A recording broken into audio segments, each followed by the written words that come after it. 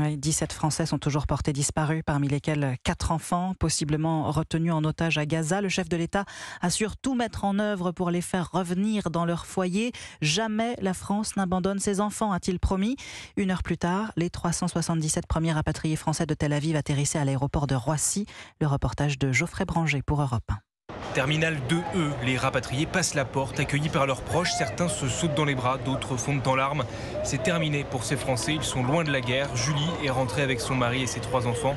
Elle craignait trop pour leur sécurité. C'était nécessaire. On n'arrive pas encore à y croire, un soulagement réel. Hier soir, j'ai cherché des couteaux dans ma cuisine pour pouvoir me défendre si les gens rentraient chez moi. Mais c'est le cœur lourd qu'ils sont rentrés en France avec pour certains un sentiment d'abandon envers ceux encore là-bas, comme Isaac. Je suis un peu partagé, j'aurais voulu rester pour être proche de ma famille. J'ai des amis qui sont aussi soldats, donc on est rassurés, mais on est inquiet pour la famille et les amis qui sont sur place. Pour Ham, malgré la joie d'avoir quitté la guerre en Israël, arriver en France n'est pas particulièrement rassurant. Écœuré parle d'une centaine d'actes antisémites qui se sont produits depuis quelques jours. Je descends de l'avion, j'ouvre mon téléphone, je vois des manifestations au cours desquelles on a crié « Mort aux Juifs, Israël assassin ». On n'est pas du tout serein. On sait très bien que les jours qui vont arriver en France vont être compliqués pour la communauté juive. D'autres vols de rapatriement vers Paris sont en train d'être organisés. Un dès ce soir, arrivée prévue à 22h. Reportage signé Geoffrey Branger.